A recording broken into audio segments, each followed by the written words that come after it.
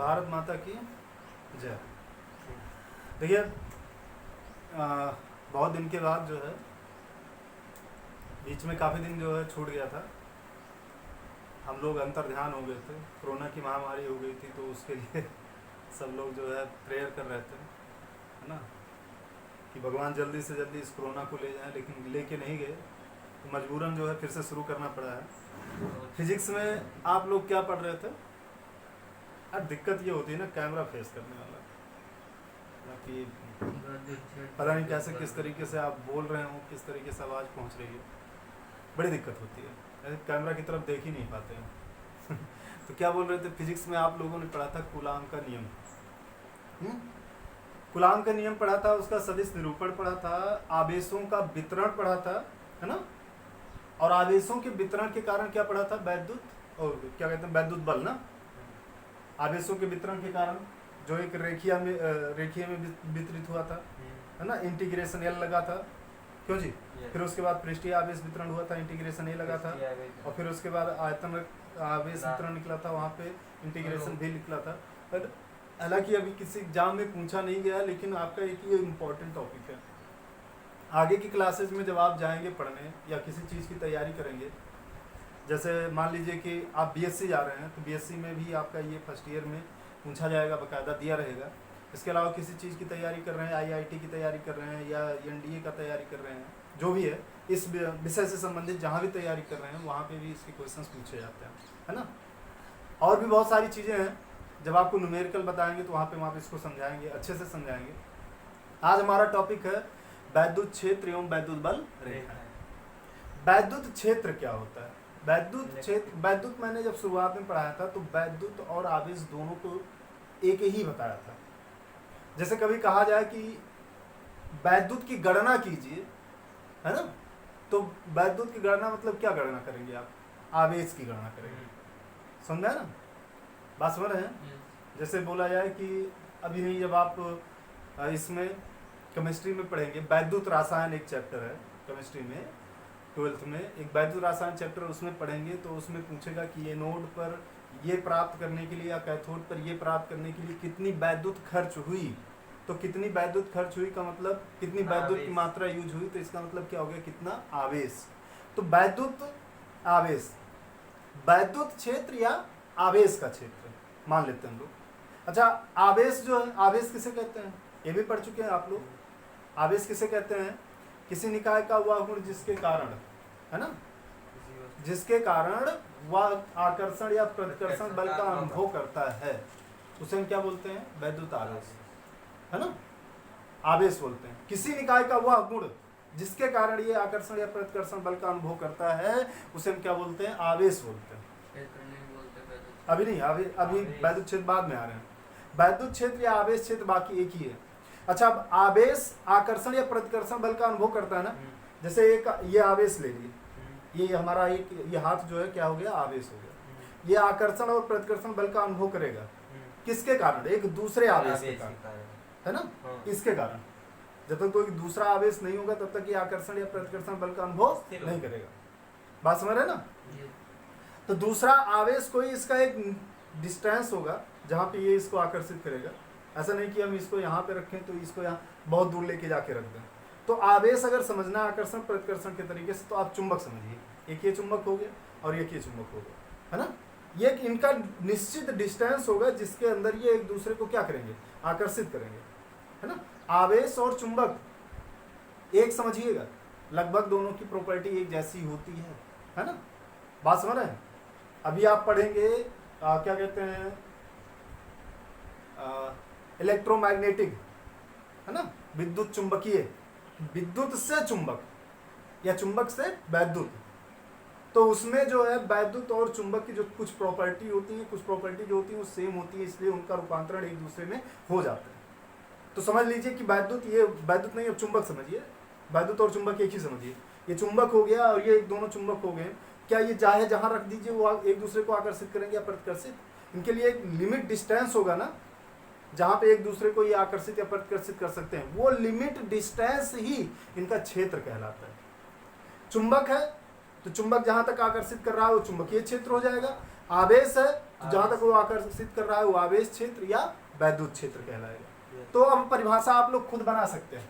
जैसे कोई आवेश हो गया, हाँ, या आवेश समुदाय हो गया। आवेश समुदाय मतलब कई सारे आवेश हो गए, उनके चारों तरफ का, अच्छा आकर्षण ये चारों तरफ करेगा ना, उनके समुदाय के चारों का क्षेत्र, हाँ, किसी आवेश या आवेश समुदाय के चारों ओर का वह क्षेत्र जिसमें वो एक दूसरे आवेश को आकर्षित या प्रतिकर्षित करता है, उसे हम क्या बोलेंगे? वैद्युत आवेश, वैद्युत आवेश का क्षेत्र, आवेश क्षेत्र या वैद्युत क्षेत्र। बात समझ में आया ना?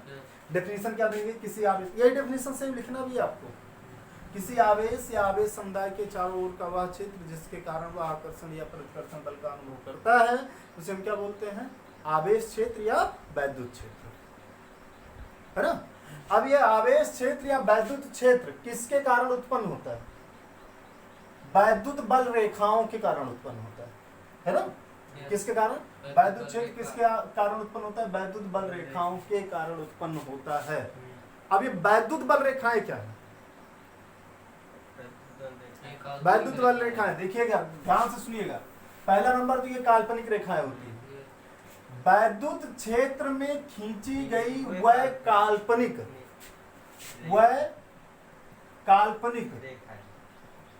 निष्कोणीय वक्र रेखाएं, है ना? काल्पनिक निष्कोणीय वक्र। काल्पनिक का मतलब सिर्फ कल्पना की जा सकती है ना? निष्कोणीय का मतलब ये कभी एक दूसरे को काटेंगे नहीं, और जब तक काटेंगे नहीं तब तक कोण ही नहीं बनेगा। तो निष्कोणीय का मतलब कटना नहीं चाहिए, बिना कोण का। और वक्र का मतलब एक सीधी लाइन में नहीं होना चाहिए, एक वक्राकार में होना चाहिए। बात समझ में आया ना? तो क्या बोले कि एक काल्पनिक निष्कोणीय वक्र रेखाएं होती हैं जिनमें से एकांक कौन सा आवेश? धन आवेश। कौन सा आवेश? धन आवेश गमन करता है ना? वैद्युत क्षेत्र में खींची गई वह काल्पनिक निष्कोणीय वक्र रेखाएं जिनमें से एकांक धन आवेश गमन करता है, उसे हम क्या बोलते हैं? क्या बोलते हैं उसे? वैद्युत बल रेखाएं। बात समझ में आया ना? आप लोग ड्रीम में हो, प्रेजेंट हो, है ना? जब पढ़ा रहे हो तो जितनी चीजें पढ़ाएं उस समय जो पूछे उसको ध्यान से सुन करके बोलते रहो हमारे साथ, तो समझ में आया ना? ये क्यों जी? धनावेश ही गमन करेगा, केवल धनावेश गमन करेगा। और क्यों गमन करेगा ये क्वेश्चन हम बताते हैं आपको। जल्दी से कोई पूछता नहीं हो, ना ही कोई बताता है। हम इसको बताएंगे कि क्यों केवल धनावेश। आवेश तो दो प्रकार के होते हैं ना, धनावेश और ऋण आवेश। बात समझ में आया ना? आवेश तो दो प्रकार के होते हैं, धनावेश और ऋण आवेश, लेकिन केवल कौन सा आवेश? धनावेश ही गमन करता है। अब उसके लिए भी हम आपको बताएंगे। ये समझ में आ गया ना? बल रेखाएं किसे कहेंगे?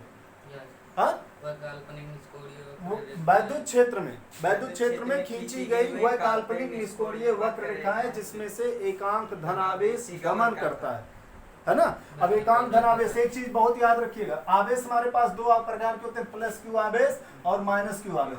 प्लस क्यू आवेश के लिए ये वक्र रेखाएं जो होंगी, ध्यान दीजिएगा, इनमें से ये बाहर की तरफ होंगी, है ना? प्लस क्यू प्लस आवेश के लिए इनकी जो होगी बाहर की तरफ, और इनमें से कौन सा आवेश गमन करेगा? प्लस आवेश। ओके, माइनस के लिए ये अंदर की तरफ आएंगी। समझ में आया ना? एक चीज हमेशा याद रखिएगा, यही तो आपके इस लेसन का न्यूमेरिकल सॉल्व कराएगा।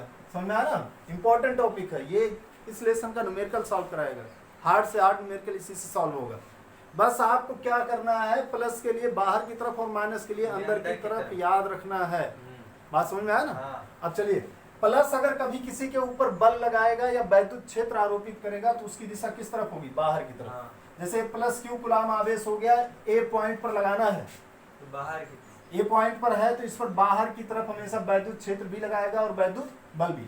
लेकिन अगर ये माइनस क्यू हो गया तो इस पर अंदर की तरफ आएगा, ई और एफ। समझ में आया कि नहीं? हाँ, प्लस के कारण बाहर की तरफ से बता रहे हैं ना, हम समझा रहे हैं। अभी पूरी चीजें समझ में आ जाएगी आपको, ध्यान दीजिए, बस कोई कंफ्यूजन नहीं रह जाएगा, है ना? इतना समझ में आएगा नहीं? क्यों? प्लस आवेश के, अच्छा इसमें भी आपका एकांक कौन सा गमन करेगा? धन आवेश। समझ में आया ना, एकांक धनावेश गमन करेगा। जितनी भी वैद्युत बल रेखाएं उनमें से एकांक धनावेश, बशर्ते वो प्लस आवेश के लिए बाहर की तरफ उनकी दिशा होगी और माइनस आवेश के लिए अंदर की तरफ उनकी दिशा होगी। यहाँ पे कोई दिक्कत तो नहीं हुई ना, कोई समस्या तो नहीं हुई? पक्का? तो क्या बोलोगे? वैद्युत बल रेखाएं वह काल्पनिक रेखाएं होती हैं जिनमें से एकांक धनावेश हमेशा गमन करता है। धनावेश के लिए बाहर की तरफ, ऋण आवेश के लिए अंदर की तरफ इनकी दिशा होती है। ओके, अब आपने क्वेश्चन पूछा है कि केवल धन आवेश क्यों गमन करेगा, है ना, ऋण आवेश क्यों नहीं गमन करता है, ये आपका क्वेश्चन है ना। चलिए बहुत आसान तरीके से इसको समझने की कोशिश करिए। ओके, पहला नंबर तो ये काल्पनिक रेखा है, कल्पना ही की जा सकती है ना। चलिए, एक ये पदार्थ है, क्लियर हुआ? एक ये पदार्थ है, दोनों अभी क्या है? उदासीन। दोनों क्या है? उदासीन। अब इन पर आवेश उत्पन्न किया गया। आवेश कैसे उत्पन्न होता है? इलेक्ट्रॉनों के ट्रांसफर के द्वारा, है ना। यहां से इलेक्ट्रॉन निकला, यहां से इलेक्ट्रॉन निकला तो इस पर कौन सा आवेश हो गया? प्लस। और जहां पहुंचा अभी वहां पे कौन सा आवेश होगा? ऋण। माइनस आवेश होगा ना यहाँ पे। हाँ। अब फिर ये माइनस आवेश यहाँ पहुंच गया तो यहाँ पे कौन सा आवेश हो जाएगा? प्लस। पीछे कौन सा आवेश रह जा रहा है? प्लस। अब ये माइनस वाला जब यहाँ आगे पहुंचेगा, यहाँ माइनस होगा तो यहाँ कौन सा हो जाएगा? प्लस। ये आगे जाएगा, यहाँ पे माइनस होगा तो यहाँ पे कौन सा हो जाएगा? प्लस। यहाँ पे आगे जाएगा तो ये जो है प्लस हो जाएगा और इसके ऊपर क्या हो जाएगा? किस आवेश की गमन पथ दिखाई दे रही है आपको? पीछे कौन सा आवेश छूटता जा रहा है? प्लस आवेश। इसलिए बोला है पहला नंबर तो ये काल्पनिक रेखा है।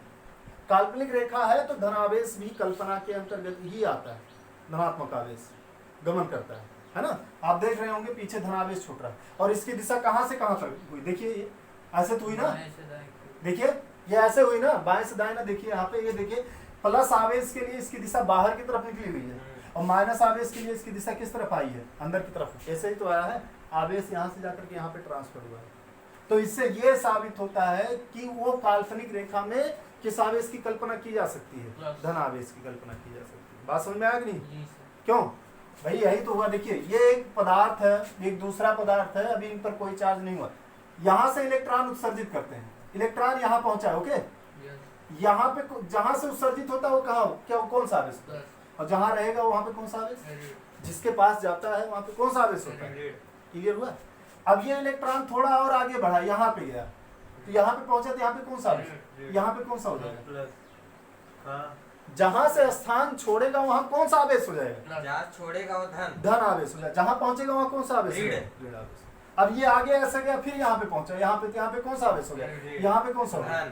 अब यहाँ पे फिर आगे गया तो यहाँ पे कौन सा आवेश हो गया? ऋण। यहाँ पे कौन सा हो गया? अब ये जब पदार्थ में पहुंचा तो यहाँ पे कौन सा आवेश हो गया? यहाँ पे कौन सा हो गया? किस पथ, कौन से आवेश का पथ दिखाई दे रहा है आपको? तो इसलिए कहा गया कि वैद्युत बल रेखाओं में से कौन सा आवेश गुजरता है? धन आवेश। और जिसकी दिशा आप जानते हैं खुद किस तरफ गया हुआ है, प्लस के लिए बाहर की तरफ आ रहा है और माइनस के लिए किसकी तरफ जा रहा है? अंदर की तरफ जा रहा है। लेकिन बल रेखाओं में से आवेश कौन सा गुजरेगा? धन आवेश। तो ये भी क्लियर हो गया? डाउट क्लियर करते चलिएगा, है ना। तो किस वैद्युत बल रेखाएं समझ में आ गई, वैद्युत क्षेत्र भी समझ में आ गया। वैद्युत क्षेत्र का एक बार हमारे साथ फिर से डेफिनेशन बताइएगा और इसी को लिख भी लीजिएगा, है ना। जो आप सुनो उसी के आधार पर डेफिनेशन लिख लो, है ना। अब डेफिनेशन ऐसा नहीं है कि आप बुक का ही लिखो, आप जो समझे हुए हो। परिभाषा का मतलब ये हो गया ना कि जो आप समझा भी सको दूसरे को, जो बोलो वो दूसरा कोई उसको सुन करके समझ में आ जाए। समझ आया ना? उसको दूसरा कोई उसको समझ जाए। आप इतना कठिन परिभाषा ना दे दो कि वो उसको समझ ही ना पाए। भाई हमें वैद्युत क्षेत्र बताना है ना, तुम्हें बताना है कि वैद्युत क्षेत्र है क्या। तो तुम जरूरी नहीं है कि किताब का या हमारे द्वारा लिखवाए गए डेफिनेशन को ही रटिए, आप अपने हिसाब से डेफिनेशन बनाइए जिससे उस दूसरे व्यक्ति को समझा लीजिए। लेकिन हाँ, अब वो वैद्युत क्षेत्र ही का डेफिनेशन बताइए, वैद्युत क्षेत्र में हाथी घोड़ा का डेफिनेशन न ला दीजिए। बात समझ आए नहीं? क्यों जी? कि एक शेर जंगल में रहता है, उसके चारों तरफ का ये परिधि है तो वो वहां तक शिकार कर सकता है, ये कर सकता है। हाँ, तो लेकिन फिर उसके बाद एग्जाम्पल में दे दो, जैसे शेर का अपना एक एरिया होता है, वहां तक शिकार करता है, वहां तक शिकार करता है। वैसे आवेश का अपना एक एरिया होता है कि वहीं तक आकर्षित करता है, उस एरिया को वैद्युत क्षेत्र कहते हैं। समझाना जरूरी है ना। अब पता लगे कि हाथी का डेफिनेशन देना है, तुम घोड़े का, कुत्ते का डेफिनेशन दे दो, है ना। कोई बोले हाथी क्या भैया, तो हाथी का डेफिनेशन आप बोले कि कुत्ता जो होता है कुत्ते के हिसाब से दे दो, है ना। अभी जैसे स्कूल में पूछा गया कि आप पहली बार स्कूल गए पढ़ने, छोटे क्लास में हो, आप गए पहली बार पढ़ने, बोले कि जो है हाथी क्या है ना? तो सर पूछे हाथी क्या है, हाथी के विषय में जो है 5-6 वाक्य हमको ला करके बताइएगा, है ना? तो आपको नहीं समझ में आ रहा, आपने हाथी कभी देखा नहीं, एक बार सर से कहे सर कुछ हिंट दे दीजिए, तो सर बोले एक जानवर होता है, अब इसके विषय में आप घर से पूछ करके लिख के आइएगा, है ना? घर पे गए तो घर पे पापा जी थे, आपके यहाँ एक भैंस बांधी गई थी। पापा जी से भी पूछे हाथी क्या है, पापा बोले कि जो है एक जानवर होता है ना, जंगल में पाया जाता है, पालतू भी रहते हैं, है ना, पालतू भी बनाया जाता है। तो वो बैठे थे, भैंस अपना भैंस को चारा वारा खिला रहे थे, कोई एक और पर्सन आया, तो वो पर्सन अपने पिताजी से मतलब इस बच्चे के पिताजी से कहा, अरे भाई अपने जानवर को क्या चारा वारा मतलब क्या खिला रहे हो? अब लड़का वही सुन लिया, कहा ये भी जानवर है, भैंस को भी ये जानवर बोल रहे हो, तो मिल गया हाथी, मतलब भैंस ही हाथी है। और दूसरे दिन वो जाकर के उसका डेफिनेशन दे दिया, बोला सर हम जान गया हाथी कौन है, हाथी क्या है, 5 के हम 10 वाक्य बोल दें, 20 वाक्य बोल दें, है ना? बोले बोलो बेटा, क्या भैंस मतलब सॉरी हाथी वह जानवर है जो सभी घरों में पाई जाती है ना? ये जो है चारा खाती है ना, टाइम पे हमको दूध देती है, उसका दूध हम लोग पीते हैं, जिससे जो है क्या कहते हैं स्वस्थ रहते हैं, मस्त रहते हैं, है ना? और जो है ऐसे सारी चीजें जो वो क्रियाकलाप देखा वो दे दिया उसके डेफिनेशन। अब हाथी की जगह किसका देके चलाया वो? तो ऐसा नहीं है कि तुम जो है डेफिनेशन देने किसी और चीज का जाओ और कोई और बता दिया तो उसी के आधार पर दूसरे का डेफिनेशन, नहीं, टॉपिक वही रहना चाहिए, है ना? हमारे एक दिलअजीज अध्यापक हैं, नाम नहीं बताएंगे, वो भी जो है फिजिक्स वगैरह पढ़ाते थे, तो उनसे एक बार हम पूछे सर ये डेफिनेशन मतलब प्रकाश का साथ था, वो प्रावर्तन का डेफिनेशन था, तो उन्होंने कहा कि प्रकाश आती है और एक मतलब इस तरीके से बताए थे कि जैसे कोई आदमी आता है फिर घर बैठ करके चाय वाय पीता है अपना, तो उस तरीके से जाता है लौटता है, किसी को प्रकाश का परावर्तन ऐसे डेफिनेशन वो अपना कुछ तरीके से लिखवाए हुए थे। तो पूछे सर ये क्या लिखा है, कि भैया ये हमारा अपना खुद का बनाया हुआ डेफिनेशन है ना? तो हम कहे चलिए ठीक है सर, अब आपका खुद का बनाया है तो कोई दिक्कत नहीं है, तुम कुछ बोले नहीं, तो उस तरीके से भी डेफिनेशन खुद का बनाया ना दे दीजिए कि जो है आप देने जा रहे हैं वैद्युत क्षेत्र का डेफिनेशन, वो पता लग जाए कि जो है प्रकाश का डेफिनेशन दे रहे हो, ऐसा नहीं है ना? उसकी क्वालिटी, उसकी प्रॉपर्टी, उसके यूजेज के आधार पे आप डेफिनेशन दीजिए, और जब भी डेफिनेशन दीजिए तो आप जिस पॉइंट के लिए कहा है उसी पॉइंट को टारगेट रखिए, उससे भटकिए मत, है ना? तो जरूरी नहीं है कि आप किताब के लिखे ही डेफिनेशन दीजिए, आप अपने तरफ से डेफिनेशन बना के दीजिए, और जब ऐसा करना आप सीखेंगे, आप अपने तरीके से परिभाषा बनाना सीखेंगे, और किताब का या फिर जो है गाइड वगैरह का परिभाषा नहीं देंगे, यकीन मानिए जब एग्जामिनर उसको चेक करेगा उसको कुछ नई चीज़ मिलेगी, समझा ना? ये जाने का बच्चा रटा रटाया नहीं है, इसने समझा इसने पढ़ा है, तो आपको वो फुल मार्क देगा, है ना? तो अच्छे नंबर्स गेन करने हैं तो अब रटने वाला सिस्टम हटाइए। मैंने मैथ भी पढ़ाया है और फिजिक्स भी पढ़ा रहे हैं, केमिस्ट्री भी पढ़ा रहे हैं, आगे चल करके आपको इंग्लिश भी पढ़ाएंगे, इंग्लिश का भी वीडियो डालेंगे, समझा ना? तो वो सारी चीज़ें हम ये समझाना चाहते हैं आपको कि जब भी आप पढ़ रहे हो तो उसकी परिभाषा आप पहले स्वयं जा करके बनाइए, घर पे अपना नोट्स रखिए, उसमें स्वयं जा करके बनाइए। कुछ एक आध का ऐसा होता है जो टिपिकल होता है, नहीं समझ में आता, वो हमसे पूछिए, अभी आपके पास बहुत टाइम है ना? एग्जाम होने में 6-7 महीने 8 महीने का टाइम है, तो 6-7 महीने 8 महीने में केवल 3 महीने लगेगा कि आप जो भी टॉपिक यहाँ पे पढ़िए, सुनिए उसको, आप घर पे बैठ करके उसका खुद के विचार से, खुद के जो है क्या कहते हैं विवेक से एक डेफिनेशन तैयार करिए, परिभाषा तैयार करिए। अभी बता रहे हैं ना परिभाषा कैसी होनी चाहिए कि दूसरे को समझ में आ जाना चाहिए, और जिस पॉइंट को बताना है आपको उस पॉइंट से भटकना नहीं है। बात समझ में है ना? बहुत सारी चीज़ें, बहुत तरीके से आप परिभाषा बना सकते हो। जिस दिन इस चीज़ में माहिर हो जाओगे, लिखने में माहिर हो जाओगे, आप फुल मार्क्स पाओगे, है ना? जब एग्जामिनर देखेगा कि सबकी कॉपी बिल्कुल इसकी कॉपी अलग है, हालांकि डेफिनेशन भी बिल्कुल सही बताया हुआ है, अलग तरीके से बताया हुआ है, तो वो पूरा फुल मार्क देगा। नहीं तो क्या होता है ना, कॉमन कॉपी जचती जाती है, वही नंबर देते हुए चले जाते हैं। तो अच्छा नंबर गेन करना है तो कुछ, भाई सारे लोग तो टॉप होते नहीं, आप जानते होंगे, अच्छे से जानते होंगे, सारे लोग टॉपर की लिस्ट में तो आते नहीं। टॉप वही बच्चे करते हैं जिनमें कुछ एक्स्ट्रा ऑर्डिनरी चीज़ें होती हैं, है ना? कुछ अलग वो दिखते हैं, अलग वो दिखाते हैं, अलग वो जो है बताते हैं, उस तरीके का जो है जो बच्चा होता है वही जा करके टॉप करता है, वही अच्छा नंबर गेन करता है। बात समझे ना?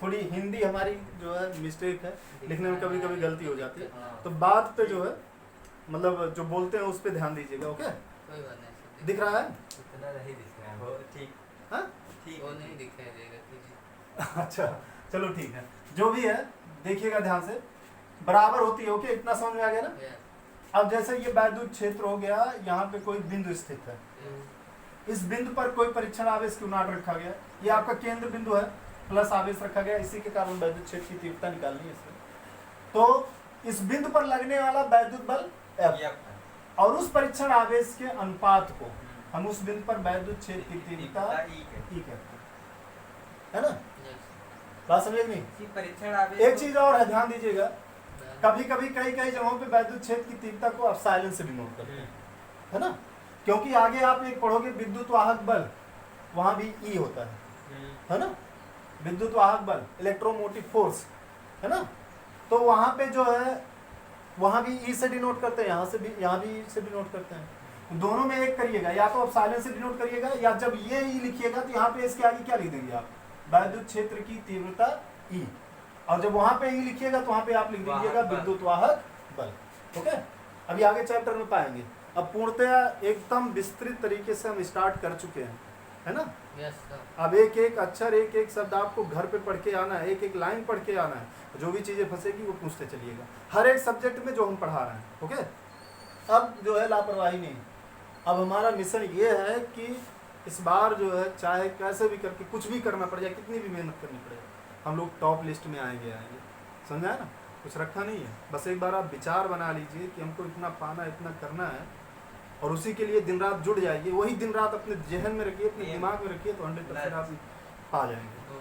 समझा? हाँ, लेकिन ये नहीं कि 100 पर हमेशा वो दिमाग में रखे ही रहना है, उसके लिए करना भी है, सोचने से कुछ नहीं। हाँ, वर्क करना है। हाँ, नहीं तो सोचते रहो।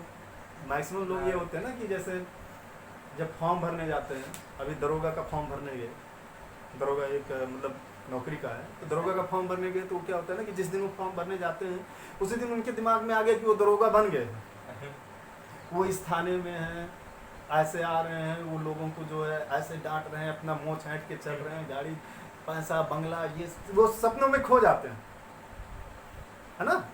वो ये नहीं सोचते हैं कि वहाँ तक पहुँचने के लिए मेहनत कितनी करनी है और किस तरीके से, बस उनके दिमाग में तो ये है कि वो दरोगा बन चुके हैं। बात समझे ना? तो वो सारी चीज़ें हैं, वो नहीं है। हम लोग सिर्फ अपना कर्म करते चलेंगे और ईमानदारी से करेंगे, 100% हम लोगों को सक्सेस मिलेगी। चलिए कोई देखिए। एग्जांपल अभी हम बता रहे हैं, वैद्युत क्षेत्र की तीव्रता ई बराबर, यहाँ पे क्या बन जाएगा? F/Q0, है ना? वैद्युत क्षेत्र की तीव्रता एक जो है कैसी राशि है आपकी? सदिश राशि, या सदिश राशि है। इसका मात्रक क्या होगा? बंद हो गया क्या? इसका मात्रक क्या होगा? न्यूटन प्रति कूलम है ना? एक और मात्रक होगा, बाद में जाकर के पढ़ेंगे, वोल्ट प्रति मीटर। मीटर। ओके, मात्रक समझ में आया ना? अब हाँ? वोल्ट कोई वैज्ञानिक थे? हाँ, वोल्ट एक वैज्ञानिक है ना? बताएंगे हम, बाद में बताएंगे आपको। Okay, Yes. उन्हीं के आधार पर वोल्ट मीटर का खोज भी हुआ था। वोल्ट मीटर जो खोजा गया, बता दीजिए, ओवर होने वाला है। कितना हो गया? टेस्ला 29 भी? पहुंच गया। हाँ टेस्ला भी थे ना? हाँ, टेस्ला भी थे। अरे हैं वैज्ञानिक, बहुत सारे वैज्ञानिक हैं जिन्होंने वैद्युत क्षेत्र और चुंबकीय क्षेत्र के जो है क्षेत्र में बहुत सारा योगदान दिया था, है ना? तो चलिए उनके विषय में हम बाद में पढ़ेंगे। अभी वैद्युत क्षेत्र ये समझ में आ गया ना? यदि परीक्षण आवेश Q0 हो और उस पर लगने वाला वैद्युत बल F हो तो वैद्युत क्षेत्र की तीव्रता E बराबर होगा F0/Q0। यह कैसी राशि है? सदिश। सदिश राशि। मात्रक क्या होगा इसका? न्यूटन न्यूटन प्रति प्रति कूलम। कूलम हो गया। ओके, या वोल्ट प्रति मीटर हो गया। ओके, वोल्ट प्रति मीटर। अब अगर इसका बीमा लिखना है तो बीमा कैसे लिखेंगे भैया? बल, न्यूटन बल, बीमा क्या होती है? टू और आवेश कूलम बटे कूलम। आवेश Q बराबर क्या होता है? I/T, मतलब AT, है ना? हाँ। AT इसकी बीमा होती है। तो अब आप इसको ऊपर लेके जाएंगे तो क्या हो जाएगा? M/L/T⁻³ A⁻1। ये इसकी क्या होगी? बीमा।